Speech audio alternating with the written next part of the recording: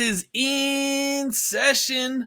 This is the draft seminar, quarterback and running backs final pre-draft rankings episode. I'm your host, Matt Hicks, the FF Educator, joined by John Lobb, the Gridiron Scholar. We're excited to be back at it here to wrap up the pre-draft process. What we're going to be doing is going through our consensus quarterback and running back rankings for most of the players here today.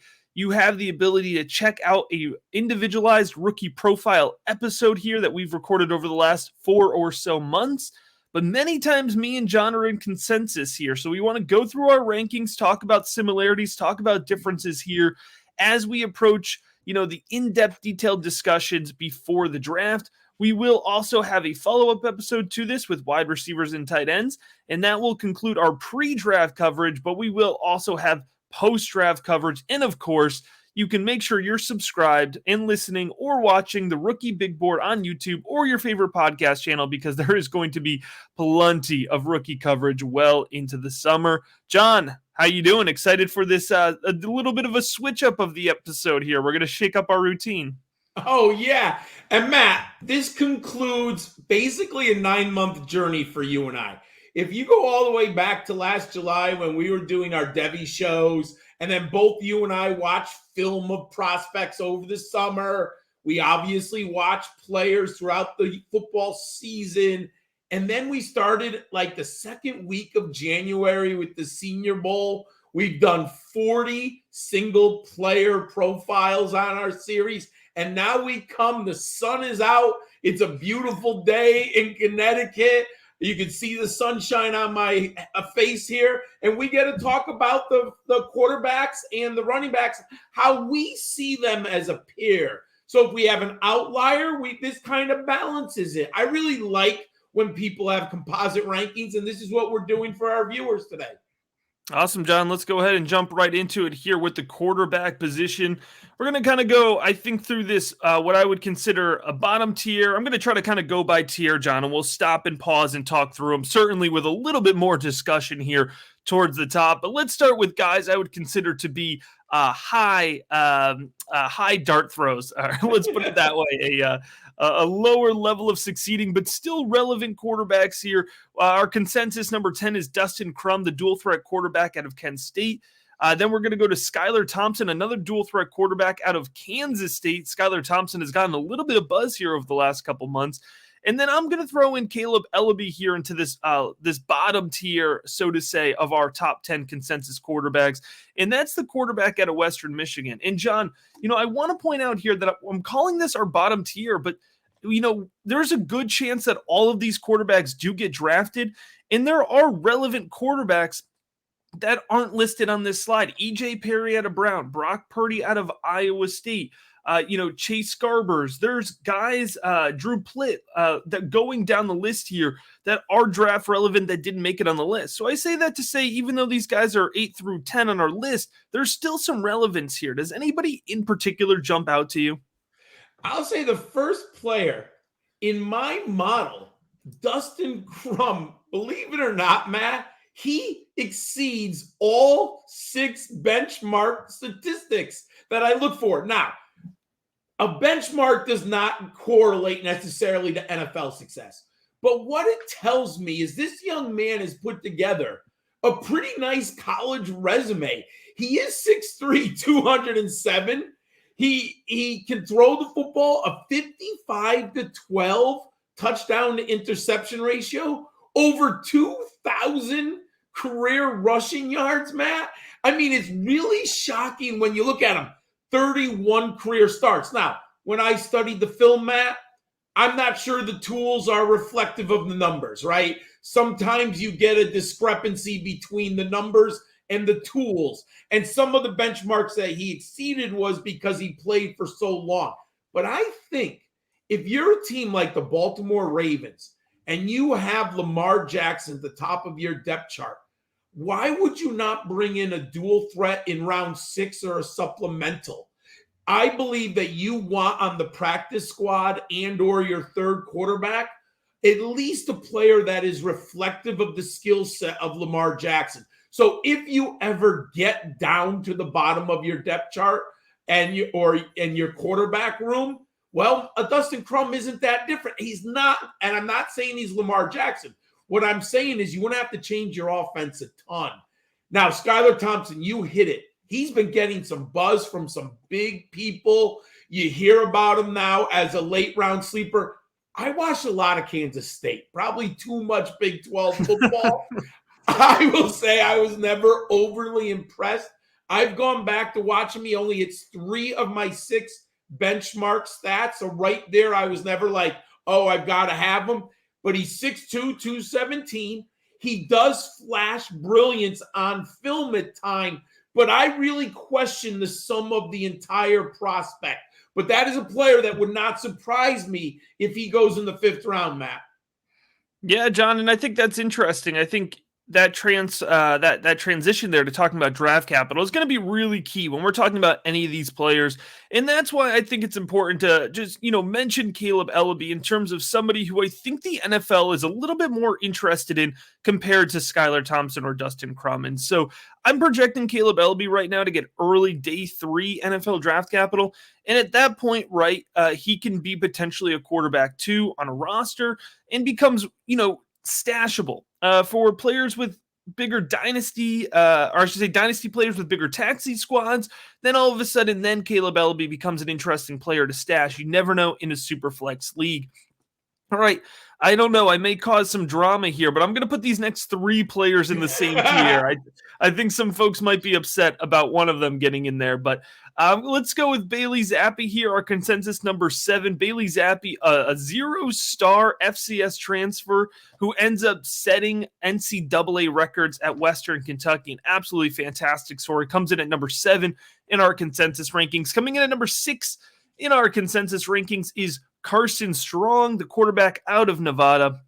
And coming in number 5 in our consensus quarterback rankings is Desmond Ritter, the quarterback out of Cincinnati. Certainly a lot to talk about with each one of these guys, John. Let's start here with Bailey Zappy. Where do you see him projecting into the NFL, and do you see a world where he could be a successful manager of an NFL offense? I always think to Case Keenum. If Case Keenum could lead the Minnesota Vikings to the NFC Championship game, he signed a lucrative deal with Denver afterwards, and he's probably going to be in the NFL for a very long time. Another player, Chase Daniels. That guy has had the sweetest career of anyone. I think he's been in the league for a decade. I remember him as a quarterback at Missouri. I believe he followed Blaine Gabbert as the or no, was he pre-Blaine Gabbert? I forget now, but he's right in the same kind of era. And Daniels has made a nice career in the NFL for himself. I think Bailey Zappy's that type of player. He's a career backup, most likely, with some upside potential. We saw Mike White, right? That fabulous Monday Night Football game for the Jets. Bailey Zappy has the football IQ and the ability to throw the ball intermediately and stay in the pocket.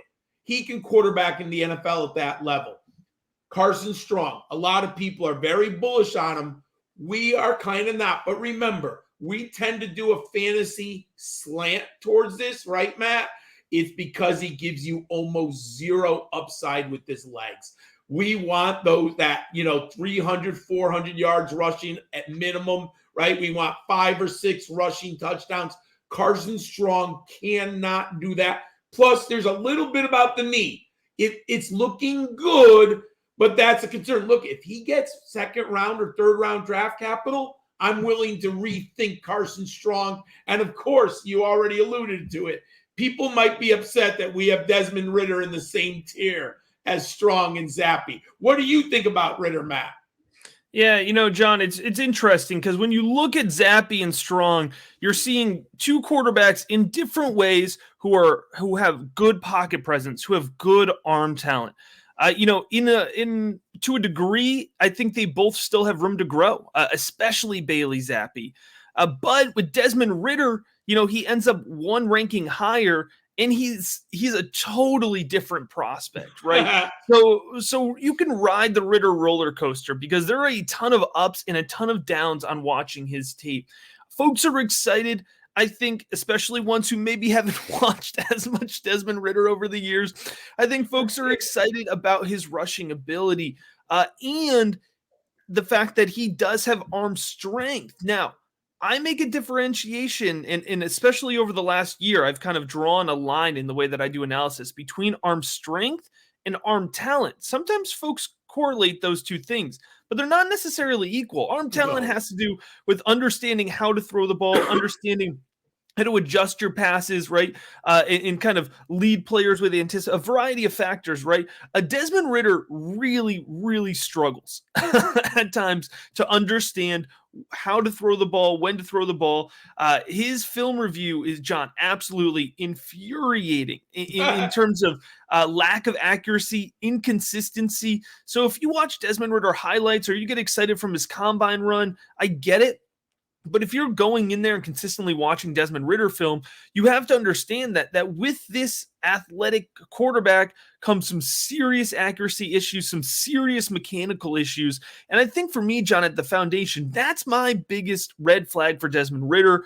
I never say never, but it would be hard to imagine the ADP that he would have to fall to for me to be able to draft him, because you compare him to these other two guys, right? Who, Bailey Zappy, he still has room to grow. Desmond Ritter has been in the league, or I should say, has been a starter in college for 4 years. He's had the ability to grow. He's had a great coaching staff, right? We're not talking about Malik Willis here, who has had multiple coaching staffs, not necessarily the pieces around him. Desmond Ritter had an offense that got to the college football playoffs. He had a top tier college football coach and coaching staff, and he had 4 years to develop, and he still has issues with his mechanics.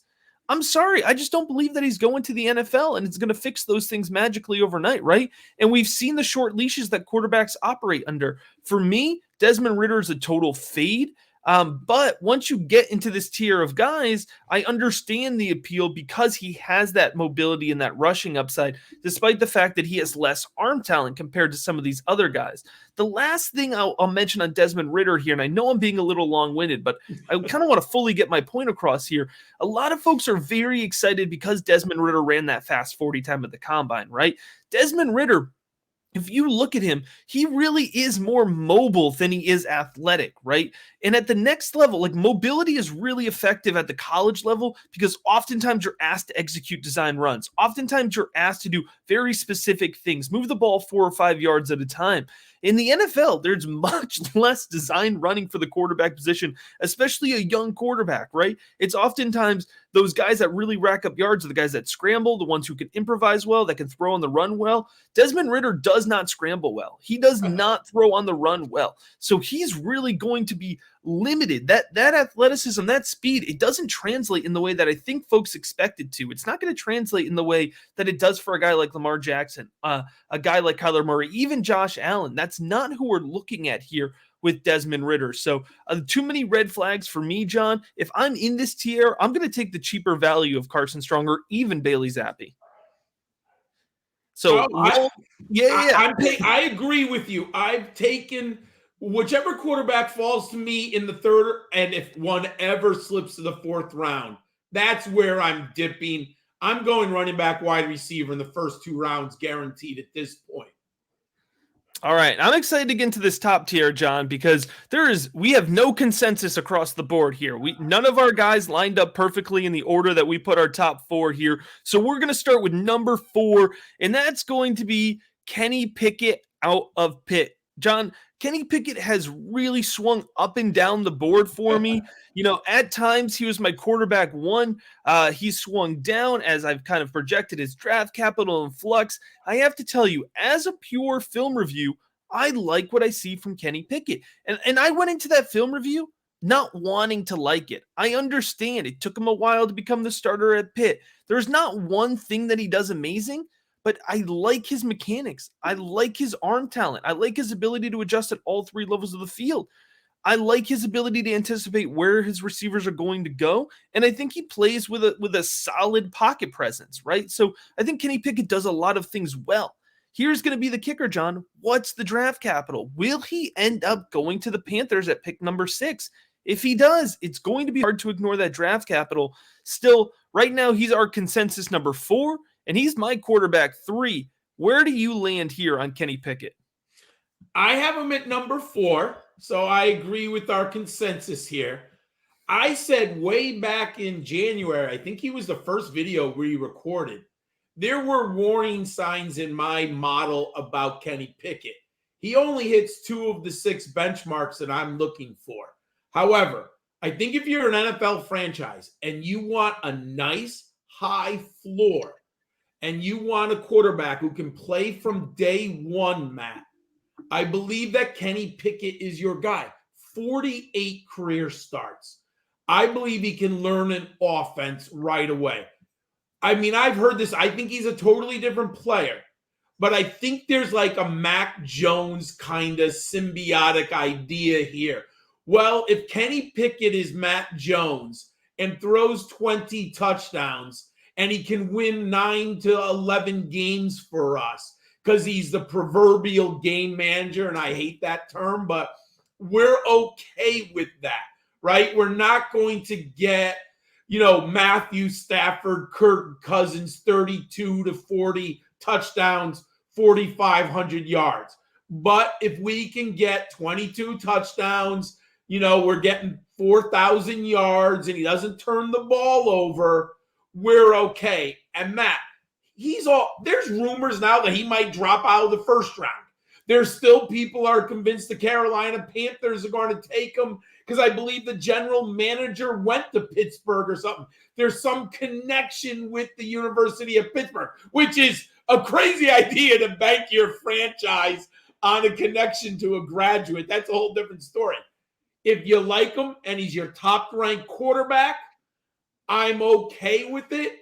I think I'm going to bypass Kenny Pickett in my dynasty drafts because I think he'll be off the board earlier than I'm willing to accept in a super flex draft.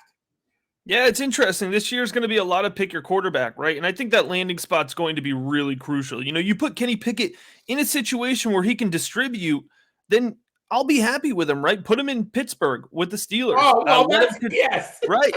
You know what I mean? And even Carolina to a degree. There's DJ Moore there. There's CMC to be able to check down to. There's Terrace Marshall, who I haven't forgotten about, and some good young tight ends there as well, who I think will come through. And just for the reference, John, just for our listeners' knowledge, David Tepper, the owner, I believe, is a Pittsburgh alum and major donor. Oh, okay. And the bigger connection, in my opinion, is that Matt Rule actually recruited Kenny Pickett to Temple. And I believe, if I'm remembering correctly, he had a verbal commitment from Kenny Pickett originally. Remember, Matt Rule was at Temple before Baylor, before Carolina. So there's a few different paths there, but let's go ahead and move on to our consensus number 3 guy. Because, John, I have quarterback Sam Howell out of North Carolina right now sitting at my quarterback 4, but you have him, John, in a much higher situation. I'll let you explain that here in a second. I'll quickly put my 2 cents in on Sam Howell, that I like Sam Howell a lot. I do. I like him as a quarterback. He has a big arm. I think he has more mobility and athleticism and ability to translate that to the next level. If you go back to 2020 tape, you see somebody who has a real case to be the quarterback 1 overall in the NFL draft in this rookie class. So for me, I just need the NFL to believe in Sam Howell. If the NFL believes in Sam Howell, I'm in on him. Right now, it doesn't seem, I'm not able to project with confidence that he's going to be a top 20 selection. And so that draft capital right now, that projected draft capital, is what's holding him out of being my quarterback 3 or even my 2 or even pushing for 1 right now. But if the NFL gives the seal of approval, John, then I am going to feed in and agree with everything you're about to say, because Sam Howell is your quarterback number 1. And that, I might be dying on that hill. I might be the last man up there waving the Sam Howell flag. And I kind of think of him the more, my model loves him, 5 of 6. And I've watched all 3 years of Sam Howell. And if you only judge him on 2021, yes, you're going to look and you're not going to be overly impressed by him. But I think that's not fair. I really think you need to look at him for all 3 years. And I heard people compare him to Baker Mayfield and put him in the same bucket. I don't love that. I never thought of Baker Mayfield when I watched Sam Howell, Matt. But I will say this. If that is your analogy, he's Baker Mayfield without the rough edges.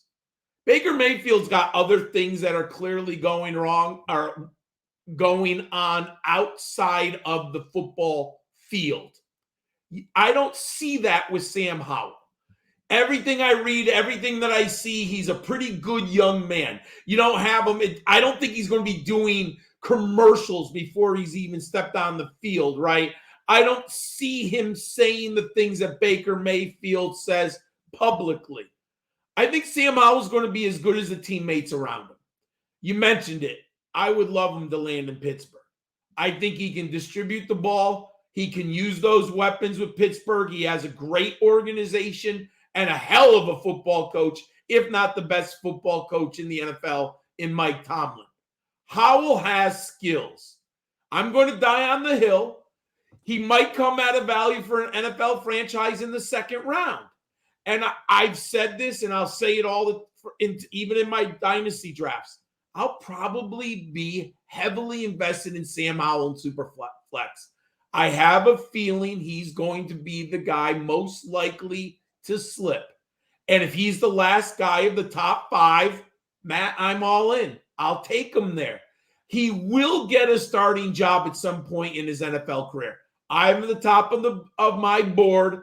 I'm hoping for Pittsburgh, Matt. I really that's like secret obsession. Sam Howell ends up in Pittsburgh. But let's see what happens. Draft capital is going to influence my final ranking. I do think he goes between 20 and 45 in the NFL draft. Listen, here's the bottom line. Before we get into our top 2 quarterbacks here, if you have a quarterback established that you are a fan of, that is your quarterback 1, obviously, take draft capital, take landing spot into account here. But let's look over the last couple of years. Justin Herbert was the last quarterback out of that group taken. I was a huge fan of Justin Herbert. That paid off very nicely for me. And it wasn't a popular stance to take. There's a lot of folks now who will go back and tell you that they like Justin Herbert. I got to tell you, folks, they didn't at the time. No, they for the most part, right? And you go back even further. Josh Allen, Lamar Jackson, these were guys that had lower draft capital than some others in the class. The aforementioned Baker Mayfield, Sam Darnold, Josh Rosen, right? So, oh my God, it's important to not be totally headstrong and bullish and move forward. But if there's a quarterback that you're confident on, even if they're slipping an ADP, go and get your guy. At the end of the day, especially at the quarterback position, my goodness, there's so many factors that go into success. There's so many variables. So everybody is going to come with a decent level of risk. That being said, John, let's talk about a player here who comes in at number 2 in our consensus rankings. Your number 3, my number 1, currently just eking out my quarterback 2, but that is Matt Corral, the quarterback from Mississippi. Matt Corral, I think there's a lot of question marks in terms of how the NFL feels about him. I know there's questions about how he did through the interview process, but I like Matt Corral a ton. And I got to tell you, I see a great mechanical foundation with Matt Corral. And for somebody who I think still has room to grow, I love his footwork. I love his throwing motion. It's a really quick release. I love his consistency of his mechanics. And so when I see a young quarterback that comes with that mechanical base, that gets me excited. Take it to the next level here. I think he consistently executed the offense that he was asked to do. I know that there is going to be a period of translation here for him to go from the Ole Miss playbook to an NFL playbook. But from what he was asked to do, he protected the ball very well, and he displayed a high level of mental processing ability on the field. And then, of course, the arm talent. He can push the ball 50 yards downfield. All right, he can work, he can zip a ball very well through the midfield, right? He understands how to put touch on the ball, slow it down, lead his receivers instead of forcing the ball into tight spaces. And We mentioned it earlier, but he comes with the mobility. He comes with the ability to rush the ball. He's a tough runner. He's a physical runner. He's not somebody who is going to back down. He's a competitor, and I think the NFL is going to end up liking that. I can't shake the idea that he's going to the Washington Commanders. I don't know. I just think it'd be a great fit, and if he's paired with a coach and an organization that's going to not only put weapons around him, but a coaching staff that's going to develop him. And Matt Corral, again, another guy that you kind of want to be able to distribute to a degree, right? I think that is going to be key for Matt Corral. And if he's throwing to McLaurin and probably another wide receiver that they're going to draft, Logan Thomas, Antonio Gibson, there's a lot of opportunity there for him. So it'll be interesting to see where he lands. But Matt Corral, for me, is very exciting. I like Matt Corral. He hits 5 of my 6 benchmark stats. There are so many rumors circulating, so many discussions about Matt Corral. He has seen, it appears that he's risen up most boards over the last month. If people remember, he did not go to the Senior Bowl. He didn't partake in the combine because he got injured in the bowl game. Matt, you mentioned it. He's an underrated runner. He has over 1,300 yards rushing during his career. He's very accurate, 67.5%. One of the most impressive stats with him is 9.1 yards per attempt. And what really kind of awakened me, he's one of only 2 quarterbacks going to the NFL draft in Vegas. The NFL must do their due diligence. They're sending out invites to people that, they're talking to organizations and scouts. Who do you have first-round grades on? It is obvious if the NFL is inviting Matt Corral, they think he's at least a first-round pick. I mean, at least a second, if not a first-round pick. So I'm all in on Corral here. Let's see where he lands. Draft capital, he could push up to the top. If he ended up in Pittsburgh, he could be at the top of my board. The arm strength is there also, Matt. I love his arm. He throws the ball incredibly well, in my opinion. It just can he make that RPO leap? I think he ran RPOs like 90% of the time with Mississippi. Can he make the jump to the NFL, lining up, taking the snap? But I think he's smart enough he can do that. All right, John, quickly here because folks want to hear about our running backs, and we got 20 of them to talk about. But Malik Willis, the quarterback out of Liberty, ends up our consensus quarterback 1, despite the fact that he is neither of our quarterback 1s. And if that does not perfectly summarize how folks feel about this year's quarterback class, then I don't know what does. It seems like Malik Willis has defaulted as the fantasy football quarterback 1, despite the fact that I don't think everyone feels that he is the best quarterback in this draft class, right? There's certainly a lot of appeal for Malik Willis because he combines arm talent and athleticism. And, he comes with a high level of football IQ that's been consistently reported throughout this entire process, including college, including the pre-draft process. So there's a lot of reason to be excited about Malik Willis and be excited about his upside for fantasy football. But we have to understand that with that upside comes a considerable amount of risk. Matt, I think the entire fantasy community is missing out on the risk with Malik Willis. The reason why we kind of reflect positively about Justin Herbert, Lamar Jackson, and Jalen Hurts or Dak Prescott is we got those players in the 3rd round of Superflex drafts sometimes. I mean, Justin Herbert, I guess, is probably a 2nd-round pick if I look back at ADP. But the reason we love those players, they were great values, Matt. Let me repeat. They were great values. What has happened? Excuse me. What has happened is everyone is looking at the value of the aforementioned players that I just said. And then they're looking at this incredible ceiling. And I see the ceiling also. But I said the same thing with Trey Lance last year, Matt. Malik Willis should sit for a year. Are you willing, with the 1st or 2nd pick in a super flex draft to wait a year? And are you willing to embrace the risk that look at Trey Lance is still there with Jimmy G? We don't know yet, right? That is a tremendous amount of risk when there are players, Kenneth Walker, Breece Hall, Garrett Wilson, Drake London, players I can play from day one on my fantasy team. I like Malik Wills. He's my number 2. He's our consensus number 1. But that's based on fantasy ceiling. Matt, 4 years ago, we would have gotten him as a 3rd-round pick, and I would have been all in. I still like Malik Willis, but I'm not willing to pay that much when I know why we love the other players is because the value fell to us. I don't hear every podcast that I listen to, everyone that I talk to, it's ceiling, ceiling, ceiling, ceiling. No one talks about the risk. All right, let's go ahead. Let's jump into our consensus running backs here. Let's start from number 20. We have consensus running back 20, Ty Chandler out of North Carolina, 19, Kevin Harris out of South Carolina, Devontae Price out of FIU, Jerrion Ealy out of Mississippi, and number 16 is Keante Ingram out of USC.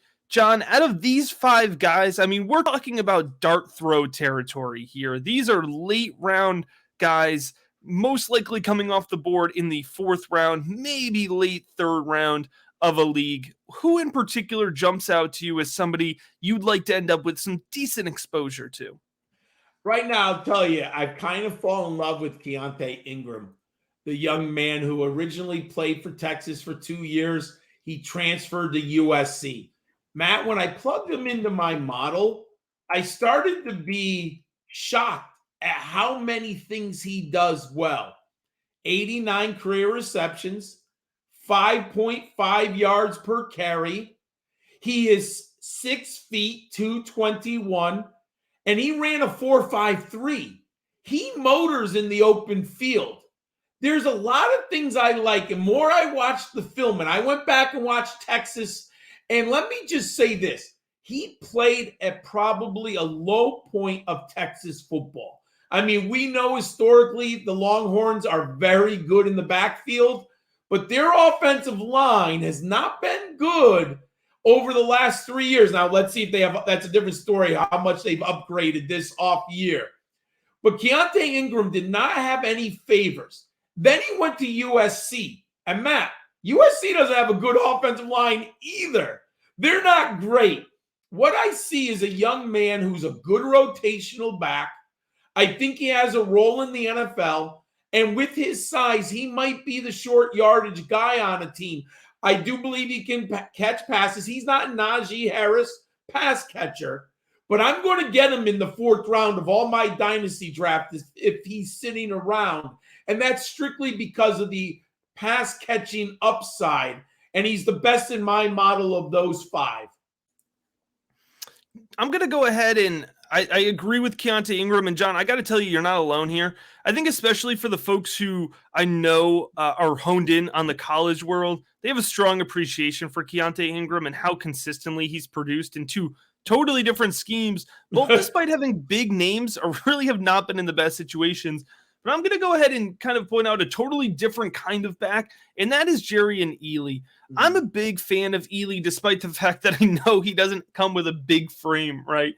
But I think he's going to play a specific role in an NFL offense. He has really reliable hands when being used as an extension of the passing game, and he's got great athleticism to him. He was used in a variety of ways by creative-minded Lane Kiffin. Out wide, they put him in motion. They used him as a lead blocker. He's a twitchy runner. He's dangerous when he's given space. He has a smooth elusiveness to his game and good short area quickness. He moves well east to west as well as north to south, and he's I would say a quick back. I think he's quicker than he is fast. There is some examples of long speed, but there's a lot to like about Jerrion Ealy. I think he ends up being an early day 3 selection, a complimentary back, right?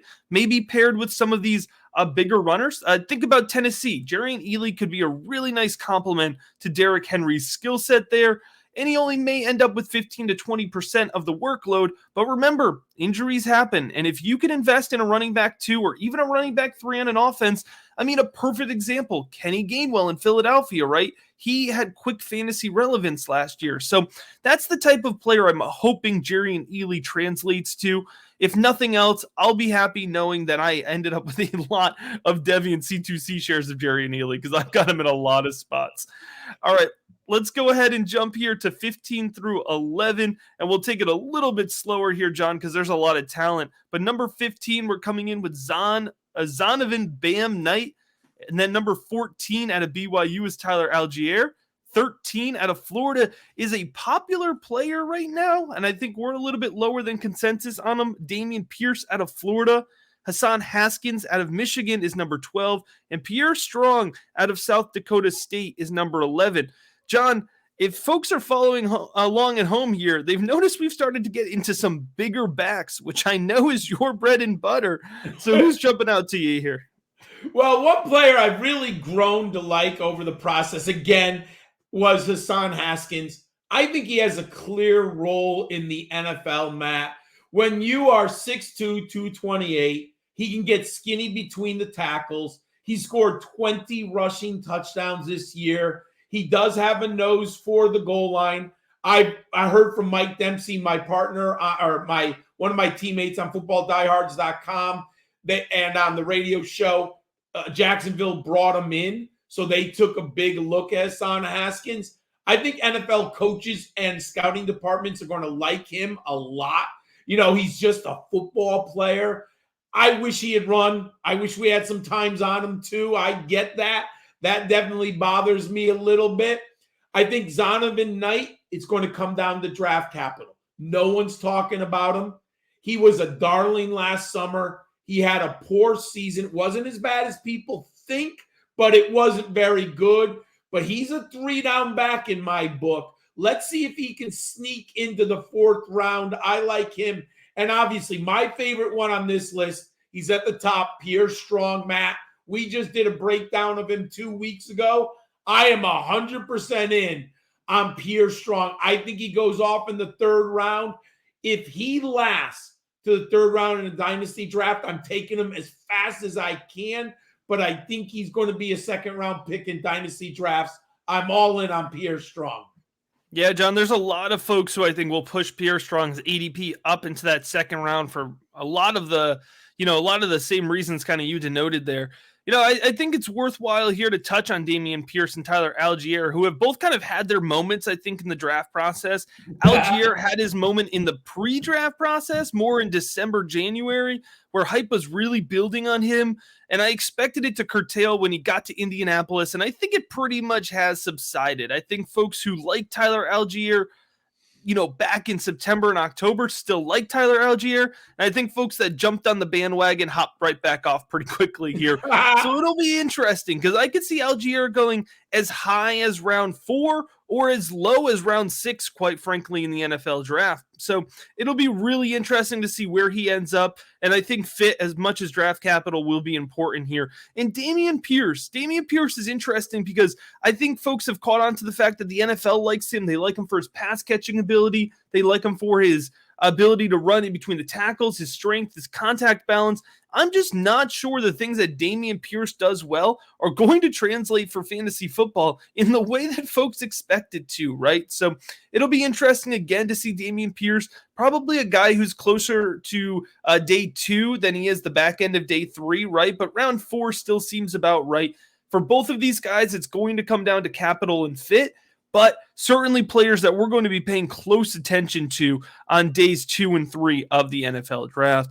All right, John, let's go ahead and jump into our top 10 here. And again, we're starting to kind of get into a type with our next 3 backs. We got Tyler Beatty out of Missouri, Kyren Williams out of Notre Dame, and James Cook out of Georgia. I mentioned that all of these players, John, kind of have a type because I think that they could all profile as immediate impact players as that second running back on a team, as that pass catching specialist on the team. But starting here with Tyler Beatty at Mizzou, he certainly can run the ball as well. The leader in the SEC in rushing in 2021. Yeah, I really like Tyler Beatty. I have a feeling, Matt, I'm going to walk out of a lot of dynasty drafts with running backs in rounds 3 and 4. Because if these types of players fall to me in the 3rd round, I'm going to grab Tyler Beatty. 126 career receptions, 5'8", but what's impressive, Matt, he's 197. His BMI is impressive. And you don't lead the SEC in rushing by accident, right? He's playing against the big boys, and he's playing against defenses that we have to stop Tyler Beatty. And you and I were all in on Kyren Williams, Matt. Absolutely have enjoyed watching him play at Notre Dame. The film is very good. The production is very good. 78 career receptions.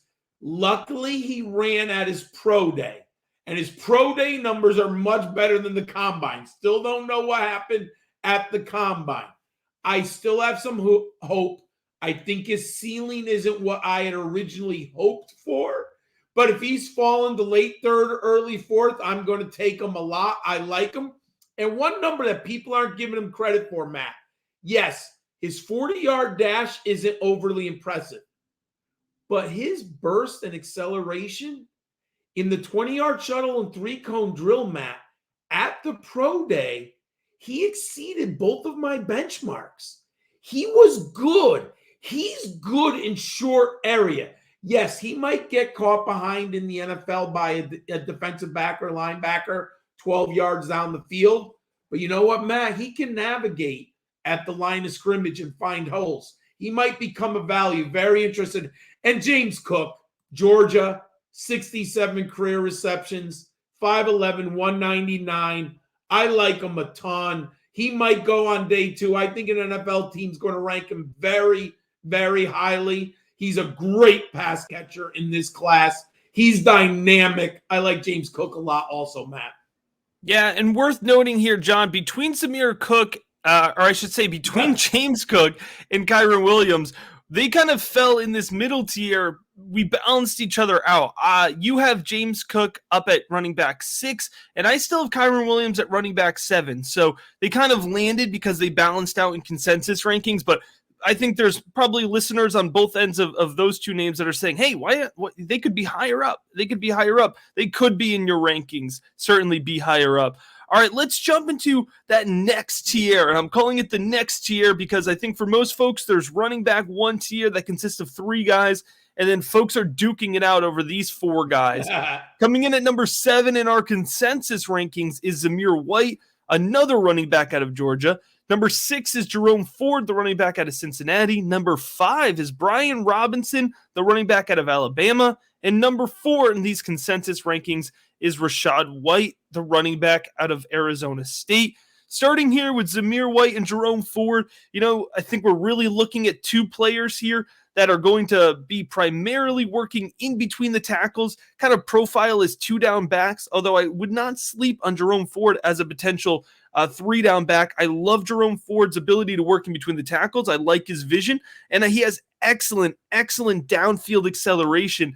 For Zamir White, I think that he could be the best pure runner in this class, running in between the tackles, excellent vision, excellent athleticism, really great feel for how the field opens up in front of him, and is explosive and anticipates, or I should say is decisive as a runner, anticipates really well, and then just explodes through holes. So obviously the double ACL injuries is going to hurt Zamir White, but if he captures that day 2 draft capital, we could be seeing a huge rise in fantasy football stock. John, how about Rashad White and Brian Robinson? What jumps out to you about these 2 running backs? Brian Robinson is one of the largest risers for me over this process.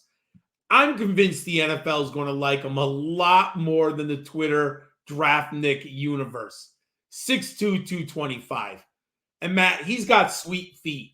For a big man that large to have as quick of feet as he does is really, really impressive, Matt. He can wiggle and he can get through tight spaces. He also can get to the outside. And I know you don't draft the uniform. I get it. but NFL organizations and scouts, when you have an Alabama running back, when you end up talking to Nick Saban, you break down the film and you realize what a great season he had his last year on campus, they're going to like Brian Robinson. I think he's a day 2 pick. I think he's going to shock. He's like one of those guys, I believe, he might go ahead of Spiller. Like he might be the 3rd running back off the board on some teams. So I'm not going to be surprised myself. And I find him at a value in dynasty drafts. I like him late in the 2nd round. Rashad White. It's all about the pass catching upside. 51 career receptions. And remember, everyone, he was a JUCO. And he only played, because in COVID, he only played 4 games in 2020. He basically has played, 15 or 16 games at the Division I level in the Pac-12. 6 foot 214, 4.48 40-yard dash. The pass catching upside is tremendous. And it's fascinating. If you watch all those mock the drafts or mock the draft mock sites, right? He's moving up in like the national rankings of experts. Some people have him going off in the 3rd round now. Like he wasn't there 2 months ago when the national media almost did no discussion of Rashad White. But he's moving up. If he falls to me in the 2nd round, I'm all in. Obviously, it depends on what wide receivers are on the board if I dip into him in the 1st round. But I like Rashad White, Matt. Well-deserving of number 4 on our consensus rankings. All right, John, and we agree on number 3. We both have Isaiah Spiller out of Texas A&M as the bottom running back in our top tier.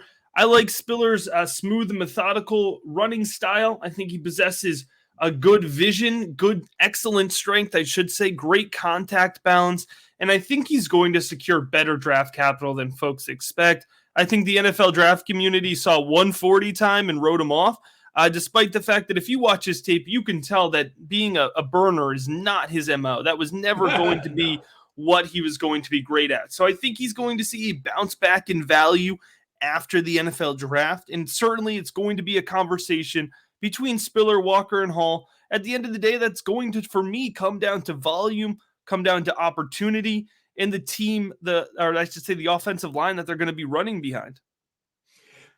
Matt, I actually read one scout said he would not be surprised if Spiller is off the board first.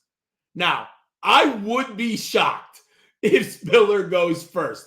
I like him. You know, you and I have discussed him for a long time on our Devy series. We looked him in the summer of 2020. We broke down Spiller after his freshman season. He's fallen down the board for me. He's number 3 now. He used to be higher. But 6 foot 217. I'm not overly worried about the straight line speed, Matt. If you watch the film, he was never going to win on that. The 4.64, okay, of course I would like it to be a 4.52. I'm not going to tell you I want it, but that's not the end all and be all. And one thing, Matt, his 20-yard shuttle, I look for a 4.30. Isaiah Spiller ran a 4.27. And if you really look at the statistics, there's a better correlation for explosion and burst in the 20-yard shuttle and 3-cone drill than there is in the straight line 40. So at 6 foot 217 with the 4.27 20-yard shuttle, that's what we see on film, Matt. He's very good short area burst. He can change directions, and he has good vision. He's an NFL back. I have him ranked 3rd. I think that's where he'll go off the board. I would be surprised if he goes off before Walker and Hall. All right, John. Well, our listeners have been listening all episode because they specifically want to know, who do we have as our consensus running back 1? Is it Breece Hall? Is it Kenneth Walker? Well, technically, it's neither, because we split. I have Walker and then Hall. You have Hall and then Walker. So technically, it's a 1A, 1B situation here. But let's start here with your running back 1, Breece Hall. What gives him the slight edge here over Kenneth Walker for you? And it is truly a slight edge, Matt. I could probably make the argument that Kenneth Walker is the better pure runner, and I do think he's better between the tackles. However, from a dynamic athletic standpoint, I think Breece Hall has shown us, I think at 217, running a 4.39, he's a little bit more athletic in my book, but it's the 82 receptions. I'm not saying Kenneth Walker can't be a good pass catcher. We've seen it time and time again. And what I've seen on tape, he's efficient. He's not great, but he can catch the ball. But I've seen it with Breece Hall. And to me, the upside of Breece Hall as a pass catcher is just a little higher of a ceiling than Kenneth Walker as a pass catcher. I will say I do think Walker's the better pure runner. But I think as a better 3-down back, I like Hall better, Matt. Tell our viewers why you like Walker ahead of Hall. Well, I think you alluded to it, John. I think Kenneth Walker is a better runner than Breece Hall. And it starts with vision. For me, Hall really has questionable vision at times. And he's running against some pretty wide open spaces, right? Playing in the Big 12. Kenneth Walker is very productive, absolutely smashing in between the tackles, playing against Big 10 defenses. We're talking about somebody who plays with excellent strength, great contact balance, and is very explosive off the line of scrimmage and has good downfield speed as well. When it comes to Kenneth Walker, I do think that reason that a lot of folks are turned off is because of the pass catching ability.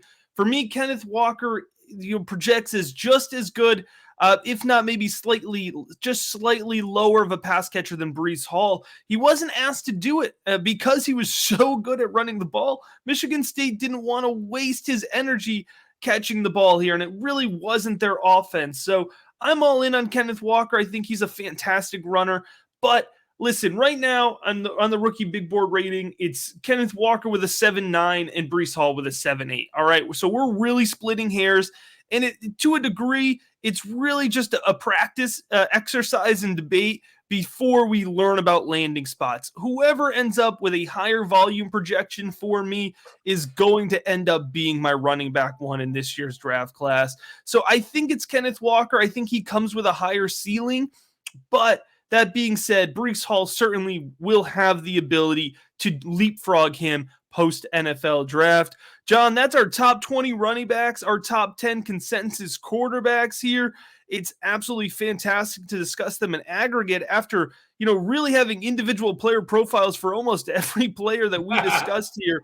So if you haven't already, feel free. We encourage you, whether you're listening or whether you're watching, go back, check out these player profiles before the draft. Each one of them are about 8 to 11 minutes long, and you're going to learn a lot more in-depth, detailed information on each one of those players. We will be back before the NFL draft with our wide receivers and tight end consensus rankings as well. John, long form, I forgot what this was like with you. I hope you enjoyed it as well.